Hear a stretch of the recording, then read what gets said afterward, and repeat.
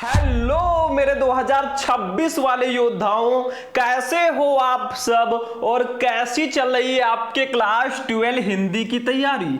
I hope कि आप सभी बहुत अच्छे होंगे और अपने हिंदी की तैयारी भी बहुत ही शानदार तरीके से कर रहे होंगे। तो स्टूडेंट, मैं बैठा था तभी मैंने सोचा क्यों ना आज आपका हिंदी में पूरे के पूरे 10 नंबर एक ही वीडियो में कंप्लीट करवा दिया जाए। अगर आप बैठकर सोचोगे भैया ना, तो आप कभी बोर्ड एग्जाम में अच्छा स्कोर नहीं कर पाओगे। और अगर आपका टारगेट है 100 में इस बार 95 प्लस लेकर आएंगे हिंदी में, तो ये वीडियो आप सभी के लिए बहुत ज्यादा स्पेशल है। आज के इस वीडियो में हम पढ़ेंगे क्लास 12 हिंदी के 3 जो सबसे महत्वपूर्ण पद्यांश हैं। देखो, पद्यांश, गद्यांश नहीं, गद्यांश तो मैं आपको ऑलरेडी पढ़ा चुका हूं। आज हम पद्यांश को सॉल्व करना सीखेंगे। ये आपके बोर्ड एग्जाम में बेटा 10 नंबर का आता है, तो 10 नंबर कंप्लीट भी करेंगे। और जैसा मैं बताऊंगा ऐसा बोर्ड एग्जाम में लिखकर आओगे ना, तो एग्जामिनर आपको 10 में 10 पूरे नंबर देगा। तो पद्यांश के जो 10 नंबर है आज ही कंप्लीट कर लो, बाद वाला काम हमें नहीं करना, ठीक है। तो क्लास 12 हिंदी के 3 पद्यांश मैं आपको 3 अलग अलग चैप्टर्स के बताने वाला हूं। तो चलिए क्लास को शुरू करते हैं। एक एक पद्यांश को हम ध्यान से पढ़ेंगे। देखो बेटा, पद्यांश में होता क्या है। पद्यांश में आपको दिया जाता है, जैसे ये आपको दे दिया गया हिंदी के पद्य के किसी चैप्टर का एक पद्यांश यहां पे दे दिया गया, 6, 7, 8 लाइनें। अब इसके नीचे आपको टोटल 5 क्वेश्चन दिए जाएंगे, 1 2 3 4 5। ये पांचों क्वेश्चन का आपको आंसर लिखना है, आपको 10 नंबर मिल जाएगा। तो सबसे पहले हमें करना क्या है, जैसे हमने गद्यांश में आपको बताया, गद्यांश वाला वीडियो देखा कि नहीं देखा? अरे जाकर देख लो भैया, बस YouTube पे सर्च कर लो क्लास 12 हिंदी इंपॉर्टेंट गद्यांश शुभम लेक्चरर, आपको वीडियो मिल जाएगा। तो देखो, पहले हमें क्या करना है, इस पद्यांश को ध्यान से पढ़ना है और इसका हिंदी मीनिंग निकालना है। क्योंकि आपको पद्यांश अगर अच्छे से सॉल्व करना है ना, तो हिंदी मीनिंग आपको आना चाहिए, तभी आपका 10 नंबर कंप्लीट होगा। गद्यांश में तो आप ढूंढ ढूंढ कर लिख लोगे, गद्यांश में ही आंसर मिला रहता है, ठीक है। तो देखो, पहले इसका हिंदी मीनिंग निकालते हैं और ये पहचानते हैं ये किस चैप्टर का है और इसके कवि कौन है। तो देखो, इसको पढ़ो, खूब प्यार से पढ़ेंगे, फिर एक एक क्वेश्चन का आंसर हम लिखकर बताएंगे। देखो, मेरे प्यारे नवजलद से कंज से नेत्र वाले, जाके आए न मधुवन से और न भेजा संदेशा, मैं रो रो के प्रिय विरह से बावली हो रही हूं, जाके मेरी सब दुख कथा श्याम को तू सुना दे, ज्यों ही मेरा भवन तज तू अल्प आगे बढ़ेगी, शोभावली सुखद कितनी मंजु कुंजे मिलेंगी, प्यारी छाया मृदुल स्वर से मोह लेंगी तुझे वे, तो भी मेरा दुख लख वहां जाना विश्राम लेना। तो भैया यहां पे श्री कृष्ण जी की बात आ गई। तो ये पवन दूतिका चैप्टर का पद्यांश है और इसके कवि हैं अयोध्या सिंह उपाध्याय जी। चलिए इसका हिंदी मीनिंग निकालते हैं। राधा जी जो है, श्री कृष्ण जी राधा जी को छोड़कर चले गए हैं मधुवन से। अब राधा जी बहुत परेशान हो रही हैं, वो पवन को यानी कि वायु को अपना दूत बनाकर श्री कृष्ण जी के पास भेजती हैं। वो कहती हैं पवन से, मेरे प्यारे मेरे प्रिय नव जलद से, मतलब नव जलद का मतलब नए मेघों के समान रूप वाले, कंज से, कंज का मतलब कमल से, नेत्र वाले यानी कि आंखों वाले, जाके आए, वो जाके आए ना मधुवन से, मतलब वो मधुवन से जाके अभी तक वापस नहीं आए हैं, और ना भेजा संदेशा और ना ही कोई संदेशा भेजा है। मतलब राधा जी पवन को अपना दूत बनाकर पवन दूतिका से कहती हैं, मेरे प्रिय नए मेघों के समान रूप वाले और कमल के समान नेत्र वाले श्री कृष्ण जी मधुवन को छोड़कर चले गए हैं और अभी तक वापस नहीं आए हैं और ना ही उन्होंने कोई संदेशा भेजा है। मैं रो रो के प्रिय विरह से बावली हो रही हूं। मैं रो रो कर प्रिय विरह, प्रिय विरह का मतलब होता है अपने प्रेमी से बिछड़कर बावली हो रही हूं, मतलब पागल हो रही हूं। वो कहती हैं, मैं श्री कृष्ण जी के वियोग में, श्री कृष्ण जी से बिछड़कर मैं रो रो कर बावली पागल हो रही हूं, जाके मेरी सब दुख कथा श्याम को तू सुना दे। वो पवन से कहती है जा और मेरी सारी दुख कथा तू श्याम को यानी कि श्री कृष्ण जी को सुना दे। फिर वो कहती है पवन को कि ज्यों ही मेरा भवन तज तू अल्प आगे बढ़ेगी। इसको अल्प कर देना, आधा ला कर देना, ठीक है। मतलब वो कहती है ज्यों ही, जैसे ही मेरा भवन, मेरे घर को तज, तज का मतलब छोड़कर तू अल्प आगे, तू थोड़ा सा आगे बढ़ेगी। वो पवन से कहती है जैसे ही तू मेरे भवन को छोड़कर थोड़ा सा आगे बढ़ेगी, शोभावली सुखद कितनी मंज कुंजे मिलेंगी। मतलब शोभावली, शोभा से युक्त, सुखद सुख प्रदान करने वाली कितनी कितनी मंज कुंजे यानी कि कुंजे तुमको मिलेंगी। तो तुम्हें रास्ते में शोभा से युक्त और सुख प्रदान करने वाली बहुत सारी कुंजे मिलेंगी, तुमको अपनी ओर आकर्षित करेंगी, तुमको रोकने का प्रयास करेंगी, लेकिन तुम मत रुकना। देखो, प्यारी छाया अपनी प्यारी छाया से मृदुल स्वर और मीठे स्वर से मोह लेंगी, तुझे आकर्षित कर लेंगी। वे तुझे अपनी प्यारी छाया और मृदुल स्वर यानी कि मीठे स्वर से अपने और आकर्षित करेंगी यानी कि तुझे मोह लेंगी, ठीक है। तो भी मेरा दुख, मेरे दुख को लख ध्यान में रखकर वहां जाना विश्राम मत लेने लगना। वो कहती है पवन से कि तो भी तुम मेरे दुख को ध्यान में रखना और उनके आकर्षण में फंसकर वहां विश्राम मत लेने लगना, ठीक है। बस अब देखो क्वेश्चन का आंसर हम लिखते हैं। सबसे पहला क्वेश्चन है उपयुक्त पद्यांश की शीर्षक और कवि का नाम लिखिए, 2 नंबर का रहेगा। तो भैया शीर्षक का नाम है पवन दूतिका, कवि का नाम है अयोध्या सिंह उपाध्याय हरियोध। तो आपको यही लिखना है, अभी मैं बताऊंगा। दूसरा, रेखांकित अंश की व्याख्या कीजिए, 2 नंबर यहां पे भी आपको मिलेगा। देखिए जिसके नीचे आपको रेखाएं दिख रही है ना, यहां से लेकर यहां तक, इसकी व्याख्या करनी है अपने शब्दों में, ठीक है। यहां पे भी आपको 2 नंबर मिलेगा, अभी मैं बताऊंगा। अरे भैया वही तो लिखना है जो मैंने अभी हिंदी मीनिंग बताया, ठीक है। तीसरा, पवन दूतिका द्वारा किसने किसको संदेश भेजा है? तो पवन दूतिका द्वारा राधा जी ने श्री कृष्ण को संदेश भेजा है। बस इतना लिख देना है बेटा, 2 नंबर कंप्लीट। अगर हिंदी मीनिंग आपको आ रहा है ना, आपके लिए पद्यांश चुटकियों का खेल हो जाएगा। चौथा, प्रस्तुत पद्यांश में श्री कृष्ण के सौंदर्य का वर्णन किस प्रकार किया गया है? तो भैया श्री कृष्ण जी के सौंदर्य का वर्णन कैसे किया गया है? मेरे प्यारे नौ जलद से कंज से नेत्र वाले। मतलब प्रस्तुत पंक्तियों में श्री कृष्ण जी को बताया गया है कि वो जो है मेरे प्यारे नौजल, मेरे श्री कृष्ण जी जो हैं वो नए मेघों के समान, नए बादलों के समान रूप वाले हैं और उनके जो नेत्र है वो कमल के समान है, ठीक है। यही तो बताया गया है, तो 2 नंबर यहां पर भी कंप्लीट।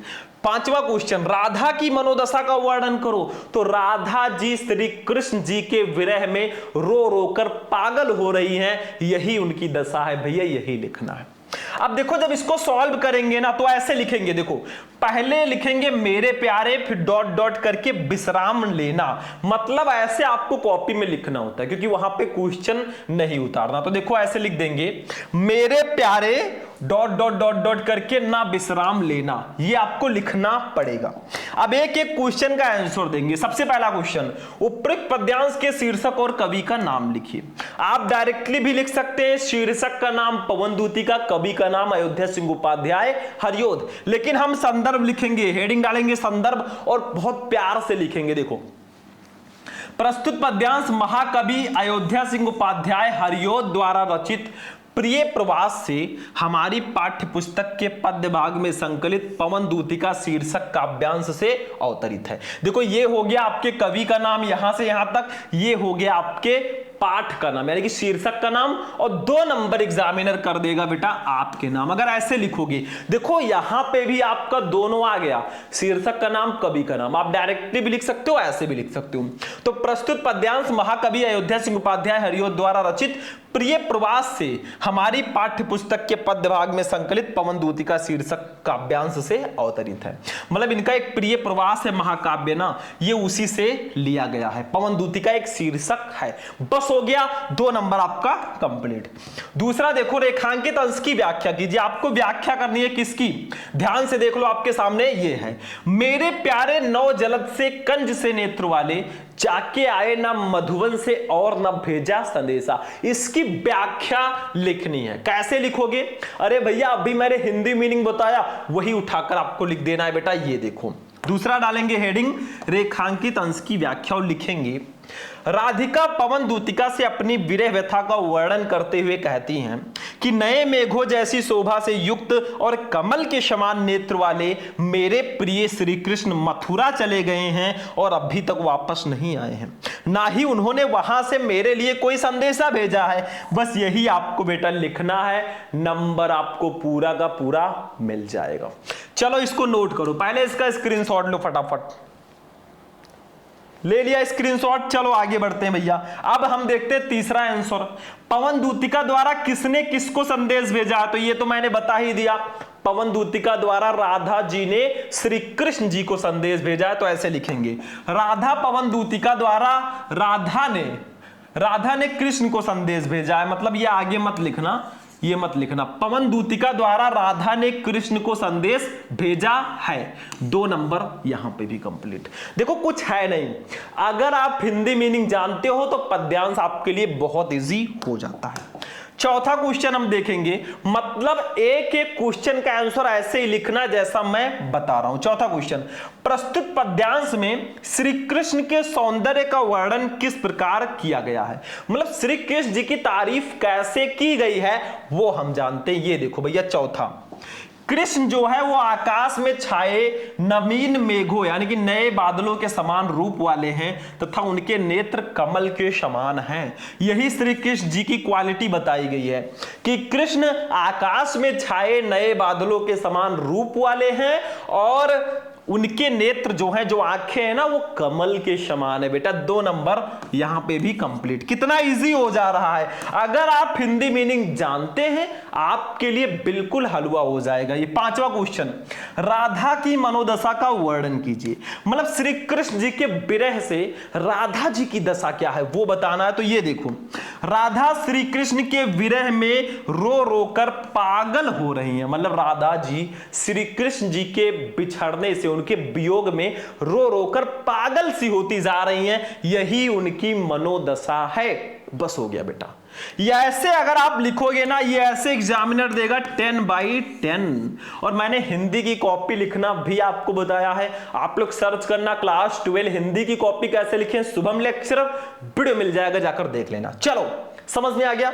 चलो अब देखते हैं दूसरा वाला पद्यांश। हमें 3 पद्यांश देखना है। अब दूसरा वाला हमारे नेक्स्ट चैप्टर से होगा। चलिए नेक्स्ट वाला पद्यांश देखते हैं क्या है। अब देखिए स्टूडेंट, हमारा जो दूसरा वाला पद्यांश है ना, ये नेक्स्ट चैप्टर से है। भैया देखो, पढ़ोगे समझ में आ जाएगा। देखो, तदंतर बैठी सभा उटज के आगे, नीले बितान के तले दीप बहु जागे, टकटकी लगाए नयन सुरों के थेवे, परिणाम उत्सुक उन भयातुरों के थेवे, उत्फुल्ल करौंदी कुंज वायु रह रहकर, करती थी सबको पुलक पूर्ण मह मह कर, वो चंद्रलोक था कहां चांदनी वैसी, प्रभु बोले गिरा गंभीर निर्निधि जैसी। भैया ये हमारे कैकेयी का अनुताप जो चैप्टर है, इसके कवि है मैथिली शरण गुप्त जी, ये उसी चैप्टर का पद्यांश है। देखो, तदंतर बैठी, तदंतर का मतलब होता है कि पश्चात, बैठी हुई है, सभा उटज कुटिया के आगे। मतलब जो श्री राम जी को कैकेयी जी ने 14 वर्ष का वनवास भिजवाया था ना, अब श्री राम जी एक कुटिया में रहते हैं, तो वहां पे एक सभा बैठी हुई, भरत और अयोध्यावासी सब उनसे मिलने गए हैं। तो तदंतर बैठी सभा उटज के आगे, श्री राम जी की कुटिया के सामने एक सभा बैठी हुई है जिसमें भरत जी और जो हमारे अयोध्यावासी हैं वो सब बैठे हुए हैं। ऐसा लग रहा है वहां का दृश्य नीले बितान, मानो नीले मंडप के तले नीचे दीपक बहुत सारे जगमगा रहे हो जागी। ठीक है, तो उनको देखकर ऐसा लग रहा है ना कि नीले मंडप के समान, आकाश रूपी इस नीले मंडप के नीचे बहुत सारे तारे रूपी जो दीपक हैं वो जगमगा रहे हैं, ऐसा लग रहा है। आगे देखो, जो देवता गण हैं वो भी टकटकी लगाए देख रहे हैं। देखो, टकटकी टकटकी लगाए, एक टक लगाए देख रहे नयन, अपने आंखों से सूर्य देवताओं भी के थे वे देख रहे हैं। परिणाम उत्सुक, और वो परिणाम के लिए उत्सुक है उन भयातुरों के, और वे डरे हुए हैं कि थे वे। और देवतागण भी है ना, वो भी टकटकी लगाकर उनको देख रहे हैं कि आखिर क्या परिणाम होगा, और वो डरे भी हुए हैं कि श्री राम जी जो हैं कैकेयी जी को देखकर कहीं कुछ बोले ना। आगे देखो वहां का दृश्य कैसा है, उत्फुल्ल। उत्फुल्ल का मतलब क्या होता है बेटा, उत्फुल्ल का मतलब होता है प्रसन्न। करौंदी कुंज, करौंदी का बगीचा, वायु रह रहकर, मतलब करौंदे के बगीचे से वायु जो है रह रहकर उनके पास आ रही है। करती थी, वो कर रही थी सबको पुलक पूर्ण, यानी कि आनंद से परिपूर्ण, मह मह कर। और जो करौंदे का पुष्प होता है ना, उससे होकर वायु आ रही है और महक महक कर वहां पर जितने भी लोग हैं सबको आनंद से परिपूर्ण कर रही है। वहां का दृश्य ऐसा लग रहा है वो चंद्रलोक था, कहां चांदनी वैसी। और वहां का जो दृश्य है ना, वो चंद्रलोक की तरह प्रतीत हो रहा है। कहां वैसी चांदनी, प्रभु बोले गिरा गंभीर नीर जैसी। और उसी शांत जगह पे ना जो हमारे श्री राम जी हैं, वो बोले गिरा गंभीर, एक गहरी वाड़ी में नीर निधि जैसी, जैसे सागर होता है ना, तो प्रभु श्री राम जी जो हैं गंभीर सागर की वाड़ी में वो बोलते हैं। ठीक है, श्री भरत जी से। अब क्वेश्चन क्या है देख लो, उपयुक्त पद्यांश के शीर्षक और कवि का नाम लिखिए। भैया शीर्षक का नाम कैकेयी का अनुताप, कवि का नाम मैथिली शरण गुप्त। दूसरा, रेखांकित अंश की व्याख्या कीजिए, हमें व्याख्या करनी है इसकी। वो चंद्रलोक था कहां चांदनी वैसी, प्रभु बोले गिरा गंभीर निर्निधि जैसी, इसकी व्याख्या करनी अभी मैं करूंगा। तीसरा, भरत किसे लेने चित्रकूट गए हुए हैं, तो भरत श्री राम जी को लेने चित्रकूट गए हुए हैं, क्योंकि उनकी माता जो है कैकेयी जी, उन्होंने ही वनवास भिजवाया था। भरत बहुत अच्छे थे। चौथा, अयोध्या का राज्य किसे मिला था। अब भैया श्री राम जी को जब वनवास भिजवा दिया गया, लक्ष्मण भी चले गए, तो अयोध्या का राज्य भरत को मिल गया था। ठीक है, आगे देखो, और उसी के लिए कैकेयी जी ने सारा खेल किया था कि मेरे बेटे को अयोध्या का राज्य मिले। पांचवा, प्रभु बोले गिरा गंभीर निर्निधि जैसी, पंक्ति में कौन सा अलंकार है। इसमें अनुप्रास अलंकार भी है और उपमा अलंकार भी। अनुप्रास क्यों है, क्योंकि इसमें गा जो है 2 बार आया है, तो यहां पे एक ही वर्ण बार बार आया है, तो अनुप्रास अलंकार भी होगा। अब देखो बेटा, इसको जब हम सॉल्व करेंगे तो वही प्रोसेस, पहले तदंतर बैठी डॉट डॉट करके निर्निधि जैसी, मतलब इसको लिखना ही होता है। 2 दिया जाता है, आपको करना एक ही है। आपने कौन सा किया, एग्जामिनर को कैसे पता चलेगा। तो तदंतर बैठी डॉट डॉट डॉट डॉट करके निर्निधि जैसी ऐसे लिख देंगे। अब फर्स्ट क्वेश्चन का आंसर लिखेंगे, देखो उपयुक्त पद्यांश के शीर्षक और कवि का नाम लिखिए, तो हम संदर्भ लिखेंगे। आप डायरेक्टली भी लिख सकते हो, शीर्षक का नाम कैकेयी का अनुताप, कवि का नाम मैथिली शरण गुप्त, लेकिन हम ऐसे लिखेंगे, प्रस्तुत पद्यांश श्री मैथिली शरण गुप्त द्वारा रचित साकेत महाकाव्य से हमारी पाठ्य पुस्तक के पद्य भाग में संकलित कैकेयी का अनुताप शीर्षक काव्यांश से अवतरित है। देखो मैथिली शरण गुप्त जी आपके कवि हो गए, ये हो गया कवि का नाम, इसको ब्लैक से लिखना, जवाब लिखना। साकेत इनका महाकाव्य है, ये जो लिया गया है ना कैकेयी का अनुताप, ये साकेत से ही लिया गया है। तो साकेत महाकाव्य से हमारी पाठ्य पुस्तक के पद्य भाग में संकलित कैकेयी का अनुताप शीर्षक काव्यांश से अवतरित है। बेटा ऐसे लिखोगे 2 नंबर आपको मिल जाएंगे। ये कवि का नाम हो गया, ये पाठ का नाम हो गया, बस हो गया शीर्षक का नाम। दूसरा क्वेश्चन देखो, रेखांकित अंश की व्याख्या कीजिए। आपको व्याख्या करनी है, किसकी करनी है, खुल जा सिमसिम। ये देखो व्याख्या आपको इसकी करनी है। वो चंद्रलोक था कहां चांदनी वैसी, प्रभु बोले गिरा गंभीर निर्निधि जैसी, मतलब इसकी अपने भाषा में व्याख्या करनी है। जैसा मैंने बताया ना वैसा ही लिख दोगे, नंबर आपको मिल जाएगा। देखो ये आपका ये फर्स्ट सेकंड क्वेश्चन हो गया, 4 नंबर कंप्लीट। दूसरा देखो, रेखांकित अंश की व्याख्या पहले लिख दो, तब तो 4 होगा। देखो, पंचवटी में तारों से भरपूर चांदनी रात्रि में सभा हो रही थी। उस सभा में अयोध्या से भरत के साथ आए हुए सभी लोग शांति से बैठे हुए थे। उपस्थित सभी लोग उस सभा में होने वाले निर्णय के परिणाम को जानने के लिए उत्सुक थे। आगे देखते हैं है कि नहीं है। हाँ है भी। उस सभा के मौन को तोड़ते हुए राम ने भरत को संबोधित करते हुए कहा कि हे भरत, अब तुम अपनी इच्छा बताओ। राम के द्वारा अत्यधिक गंभीर वाणी में बोलने से सभा को ऐसा प्रतीत हुआ कि समुद्र का जल गंभीर गर्जन कर रहा हो, ऐसा लगा सबको। ठीक है, तो बेटा 2 नंबर यहां पे भी आपका कंप्लीट हो जाएगा। अगला क्वेश्चन हम देखते हैं, जैसे 2 क्वेश्चन हमने देख लिए, 4 नंबर कंप्लीट हो गए। तीसरा क्वेश्चन देख लो, भरत किसे लेने चित्रकूट गए हुए थे, मतलब भरत जी जो है किसको लेने चित्रकूट गए थे, तो इसका आंसर देख लो। आ जा बेटा क्वेश्चन नंबर 3, भरत राम को लेने चित्रकूट गए हुए थे, 2 नंबर आपका कंप्लीट। बस हिंदी मीनिंग आपको आना चाहिए, 2-2 नंबर कैसे कंप्लीट होंगे, बहुत इजीली। चलो बेटा चौथा क्वेश्चन देख लेते हैं। 3 क्वेश्चन हमारे हो चुके हैं, 4 नंबर क्वेश्चन देखेंगे। जो लास्ट के क्वेश्चन होते हैं वो इजी होते हैं अक्सर। देखो, अयोध्या का राज्य किसे मिला था भैया, तो अयोध्या का राज्य किसको मिलेगा, जब राम जी नहीं है तो भरत जी को ही मिलेगा। तो ये देखो भैया, खुलने में प्रॉब्लम है लेकिन चलो, ये अयोध्या का राज्य भरत को मिला था बेटा, 2 नंबर यहां पर भी कंप्लीट हो गया। लास्ट क्वेश्चन अपना देखेंगे, क्वेश्चन नंबर 5। देखो ध्यान से, क्वेश्चन नंबर 5 हमारा क्या है, प्रभु बोले गिरा गंभीर नीरनिधि जैसी, पंक्ति में कौन सा अलंकार है, मतलब प्रभु बोले गिरा गंभीर नीरनिधि जैसी, इस पंक्ति में कौन सा अलंकार है, तो देख लो।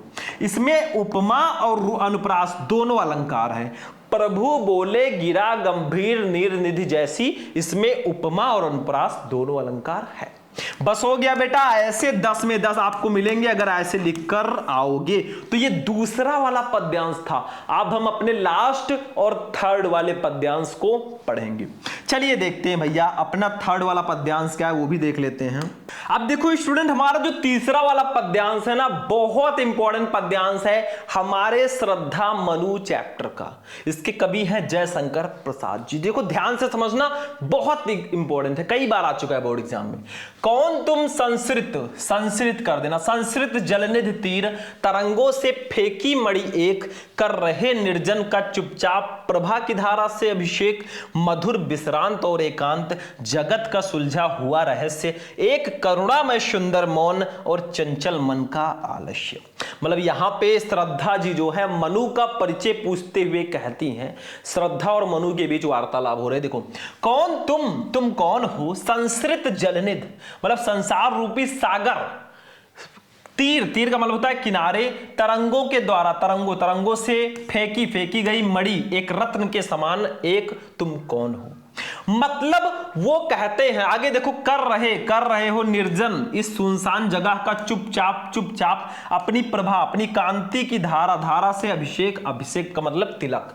तो श्रद्धा मनु का परिचय पूछते हुए कहती है, तुम कौन हो, जैसे संसार रूपी सागर के तट पर तरंग जो है, जो तरंग होती है ना, उसके लहरों की जो तरंग होती है वो मड़ियों को फेंक देती है, उसी प्रकार इस सुनसान जगह पर तरंगों के द्वारा फेंकी गई मणि के समान तुम कौन हो, जो अपने प्रभा से, जो अपने कांति से इस सुनसान जगह की तिलक कर रहे हो, को सुशोभित कर रहे हो, तुम कौन हो। आगे देखो कहती है, मधुर विश्रांत और एकांत, मतलब मधुरता से विश्रांत का मतलब थका हुआ, और एकांत जगत का सुलझे हुए रहस्य के समान, मतलब मधुरता और नीरवता से परिपूर्ण और थके हुए एक जगत के सुलझे हुए रहस्य के समान तुम कौन हो। बहुत डीप नहीं जाना है। आगे देखो, एक करुणा में सुंदर मौन, और तुमने एक मौन धारण कर लिया, एक करुणा से परिपूर्ण मौन धारण कर लिया है, और चंचल मन का आलस्य, और तुम्हारे चंचल मन ने आलस्य, और तुम्हारा चंचल मन जो है आलस्य से परिपूर्ण हो गया है, तुम कौन हो। बस हो गया बेटा। अब क्वेश्चन देख लो इसका। फर्स्ट है, उपयुक्त पद्यांश के शीर्षक और कवि का नाम लिखिए। तो शीर्षक का नाम श्रद्धा मनु, कवि का नाम जयशंकर प्रसाद। दूसरा, रेखांकित अंश की व्याख्या कीजिए, इसकी व्याख्या कर दो, कौन तुम संस्कृत जलनिधि तीर, तरंगों से फेंकी मणि एक। तीसरा, उक्त पंक्तियों में कौन किसका परिचय पूछ रहा है, तो उक्त पंक्तियों में श्रद्धा मनु का परिचय पूछ रही है बस। चौथा, कौन अपनी कांति से वीराने को शोभायमान कर रहा है, तो मनु अपनी कांति से इस वीराने को शोभायमान कर रहे हैं। पांचवा, प्रभा की धारा से अभिषेक, इस पंक्ति में कौन सा अलंकार है भैया, ठीक है, रूपक अलंकार है।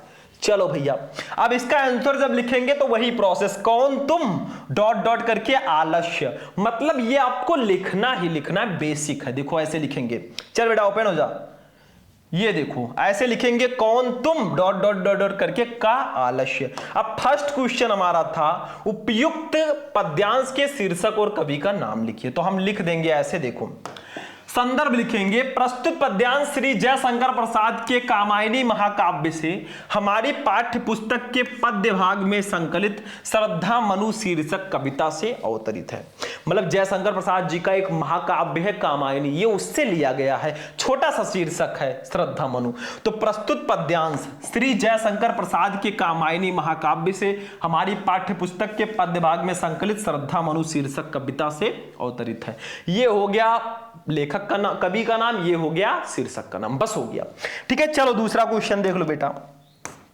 क्वेश्चन नंबर 2 हमारा, रेखांकित अंश की व्याख्या कीजिए। मतलब इसकी व्याख्या करनी है। देखो, कौन तुम संसृत जलनिधि तीर तरंगों से फेंकी मणि एक, इसकी आप लोग कर दो व्याख्या। वही चीज जो मैंने बताया वही लिखना है, चलिए लिख देते हैं। दूसरा, रेखांकित अंश की व्याख्या, हेडिंग डालेंगे, लिखेंगे प्रस्तुत पद्यांश में श्रद्धा मनु से उनका परिचय पूछ रही हैं कि संसार रूपी सागर के तट पर तरंगों द्वारा फेंकी गई किसी मणि के सदृश तुम कौन हो, जो चुपचाप बैठे अपनी शोभा की किरणों से इस निर्जन प्रदेश को स्नान करा रहे हो। अर्थात जिस प्रकार लहरें समुद्र के तल से किसी मणि को उठाकर तट पर पटक देती हैं, उसी प्रकार सांसारिक आघातों से ठुकराए हुए हे भव्य पुरुष तुम कौन हो। बस हो गया, इतना लिख देना, आपका काम हो जाएगा। इसका स्क्रीनशॉट आप चाहो तो ले लो, मैं इसको ऊपर कर देता हूं, फटाक से स्क्रीनशॉट लो। चलो बेटा, तीसरा वाला क्वेश्चन हम लोग देखेंगे अब। उक्त पंक्तियों में कौन किसका परिचय पूछ रहा है भैया? तो श्रद्धा मनु का परिचय पूछ रही हैं, तो इसको ऐसे लिख देंगे। देखो चौथा क्वेश्चन, तीसरा, उक्त पंक्तियों में श्रद्धा मनु का परिचय पूछ रही हैं। बस 2 नंबर आपका कंप्लीट। बेटा जो स्टार्टिंग के 2 क्वेश्चन होते हैं ना, इसमें थोड़ा प्रॉब्लम रहता है, बाकी सब इजी होता है। चलो नेक्स्ट क्वेश्चन, क्वेश्चन नंबर 4, कौन अपनी कांति से वीराने को शोभायमान कर रहा है? तो भैया मनु है, श्रद्धा जी मनु से क्वेश्चन कर रही है ना, तो मनु जो है अपने, देखो यहां पे लिख देते हैं हम, मनु भव्य पुरुष की भांति अपनी कांति से वीराने को शोभायमान कर रहा है। बेटा 2 नंबर यहां पर भी कंप्लीट हो जाएगा। चलो 5वां वाला देख लेते हैं, सबसे लास्ट वाला हमारा क्वेश्चन। देखो इधर, प्रभा की धारा से अभिषेक, इसमें इस पंक्ति में कौन सा अलंकार होगा? तो भैया रूपक अलंकार होगा, क्योंकि यहां पे उपमेय का उपमान में अभेद रूप से आरोप किया गया है, तो ये रूपक अलंकार होगा। तो 5 का आंसर दे दो बेटा, 10 नंबर आपको एग्जामिनर ऐसे कॉपी चेक करने वाला दे देगा। ठीक है, हो गया, पद्यांश भी हो गया। आगे बढ़े अब। तो भैया आज का जो हमारा क्लास है वो यहीं पर फिनिश होता है। मैंने आपको 12th हिंदी के 3 अलग अलग चैप्टर के 3 जो मोस्ट इंपॉर्टेंट पद्यांश थे ना, उनको मैंने आज आपको बता दिया। ये पद्यांश आप जरूर पढ़ लेना, मैं यही कहना चाहूंगा। तो वीडियो अच्छा लगा तो वीडियो को लाइक कर देना, चैनल को सब्सक्राइब कर लेना। चलिए फिर मिलेंगे किसी नेक्स्ट वीडियो में नेक्स्ट टॉपिक के साथ, तब तक के लिए जय हिंद।